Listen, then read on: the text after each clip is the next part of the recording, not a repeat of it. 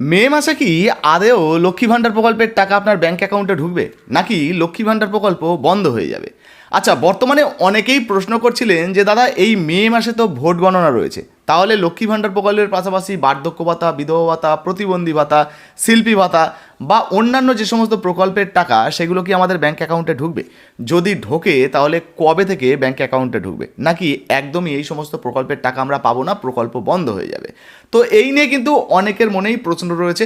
তাছাড়া যারা নূতনভাবে আবেদন করেছেন, যেমন লক্ষ্মী ভাণ্ডার প্রকল্পে আবেদন করেছেন, কেউ কেউ যুবসাথী প্রকল্পে আবেদন করেছেন, কেউ বা ক্ষেতমজুর প্রকল্পে আবেদন করেছেন, কেউ বার্ধক্য ভাতা, বিধবা ভাতা এই সমস্ত প্রকল্পে, প্রতিবন্ধী ভাতায় আবেদন করেছেন, তারা অনেকে জানতে চাইছেন দাদা এই মে মাসে কি আমাদের ব্যাংক অ্যাকাউন্টে টাকা ঢুকবে?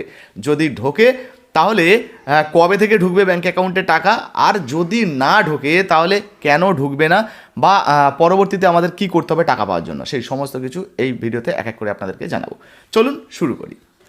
তো দেখুন, প্রথমেই যদি আমরা প্রকল্পের টাকা ঢোকার বিষয়ে জানাই, তাহলে আপনাদেরকে জানাবো 4 তারিখে রয়েছে এই যে বিধানসভা নির্বাচনের ভোট গণনা, মানে ভোটের রেজাল্ট।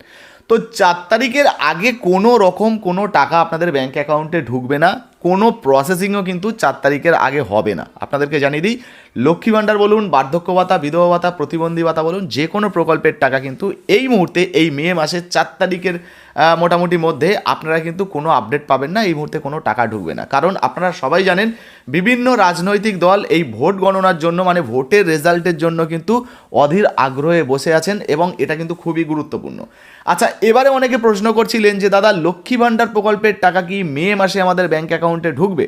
তো সেক্ষেত্রে আপনাদেরকে জানিয়ে দিই, দেখুন যদি সরকার বদল হয়ে যায়, ভালোভাবে বুঝবেন, আমি কিন্তু কোনো রাজনৈতিক প্রেক্ষাপটে কথা বলছি না, আমি একদম নিরপেক্ষভাবে বলার চেষ্টা করব, আপনারা কিন্তু নিরপেক্ষভাবে বুঝবেন, ঠিক আছে? দেখুন, লক্ষ্মী ভাণ্ডার প্রকল্প নিয়ে যদি বলি, দেখুন 4 তারিখে তো ভোট গণনা রয়েছে। এখন ধরে নিন যে তৃণমূল পরাজিত হয়ে বিজেপি সরকার গঠন করলো, তাহলে তো আর লক্ষ্মী ভাণ্ডার প্রকল্পের টাকা আপনার ব্যাংক অ্যাকাউন্টে নাও ঢুকতে পারে।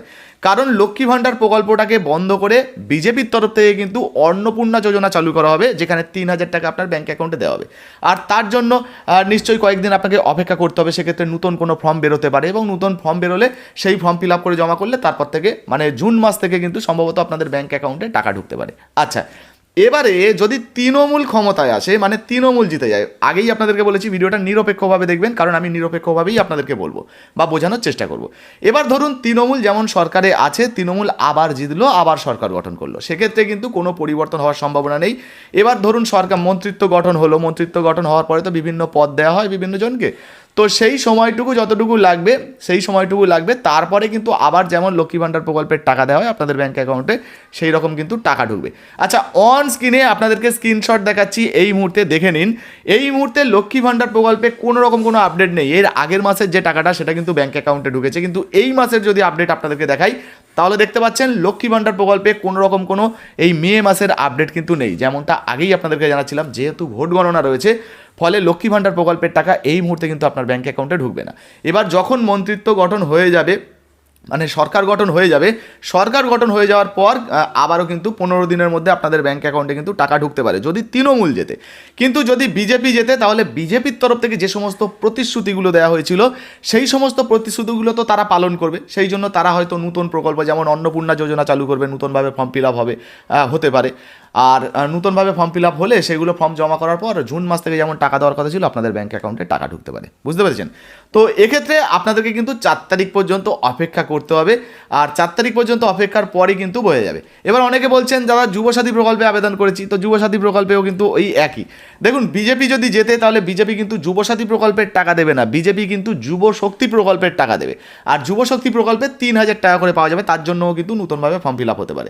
আর যদি তৃণমূল ক্ষমতায় আসে, সেক্ষেত্রে কিন্তু তারা 15 দিনের মধ্যে, যেমন এই যে যুবসাথী প্রকল্পের টাকা দেবে বলেছিল, অভিষেক বন্দ্যোপাধ্যায় ঘোষণা করেছিলেন, তারা কিন্তু 15 দিনের মধ্যে আপনাদের ব্যাংক অ্যাকাউন্টে আবারও টাকা দিতে পারে। আচ্ছা, যুবসাথী প্রকল্পের টাকা আপনি পেয়েছেন কিনা অবশ্যই লিখে জানাবেন, বা ব্যাংক অ্যাকাউন্টে টাকা ঢুকেছে কিনা অবশ্যই লিখে জানাবেন। এরপরে রয়েছে বার্ধক্য ভাতা, বিধবা ভাতা, প্রতিবন্ধী ভাতা, এই সমস্ত প্রকল্পের টাকা। দেখুন, বার্ধক্য ভাতা, বিধবা ভাতা, প্রতিবন্ধী ভাতা, যে সমস্ত প্রকল্পগুলো কেন্দ্র সরকার এবং রাজ্য সরকার উভয় মিলে দিয়ে থাকে, সম্ভবত এই সমস্ত যে প্রকল্পগুলো, এতে হয়তো নতুন করে আবেদন করার কোনো প্রয়োজন পড়বে না, কারণ যেহেতু কেন্দ্র এবং রাজ্য মিলিতভাবে এই যে প্রকল্পগুলো চালায় বা টাকা দেয়, সেক্ষেত্রে যে সরকার গঠন করুক না কেন, যে ডাটাগুলো রয়েছে যদি ওই সমস্ত তথ্যগুলো থাকে, তাহলে কিন্তু আবারও যেমন আপনাদের ব্যাঙ্ক অ্যাকাউন্টে টাকা দেওয়া হয় তেমনই কিন্তু টাকা দেওয়া হতে পারে। তবে নতুন করে যদি আবেদন করতে হয়, নতুন কোনো আপডেট আসে, সেটাও কিন্তু আপনাদেরকে জানাবো। তবে সবথেকে বড় যে বিষয়টা মাথায় রাখতে হবে আমাদেরকে কিন্তু 4 তারিখ পর্যন্ত অপেক্ষা করতে হবে। 4 তারিখে কোন নির্বাচনী দল বর্তমানে সরকার গঠন করছে সেটার উপরে লক্ষ্য রাখতে হবে।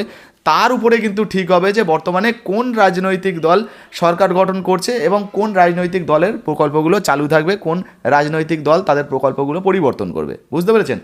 আর আরেকটা বিষয় বলছি যে মোটামুটি কিন্তু 4 তারিখের পর 15 দিন পর্যন্ত অপেক্ষা করুন, তারপরে কিন্তু ভালোভাবে বোঝা যাবে যে ধরে নিন বিজেপি ক্ষমতায় এলো, তো লক্ষ্মী ভাণ্ডার প্রকল্পে যে সমস্ত মহিলারা রয়েছেন তাদেরকেই অন্নপূর্ণা যোজনার টাকা দেওয়া হবে নাকি নতুনভাবে আবেদন করতে হবে, সেটাও কিন্তু তারা ঘোষণা করতে পারে।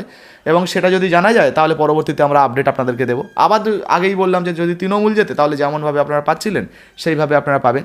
তো মোটামুটি কয়েকদিন অপেক্ষা করতে হবে। তো এই মুহূর্তে কিন্তু যতটুকু সম্ভব মোটামুটি এই মে মাসের 3য় সপ্তাহের পর থেকে আমরা বিষয়টা আরও পরিষ্কার জানতে পারবো, তার জন্য কয়েকদিন ধৈর্য ধরতে হবে। তো আপনি কোন প্রকল্পে আবেদন করেছেন অবশ্যই লিখে জানাবেন। ভিডিও ভালো লাগলে অবশ্যই লাইক দিয়ে শেয়ার করে দেবেন।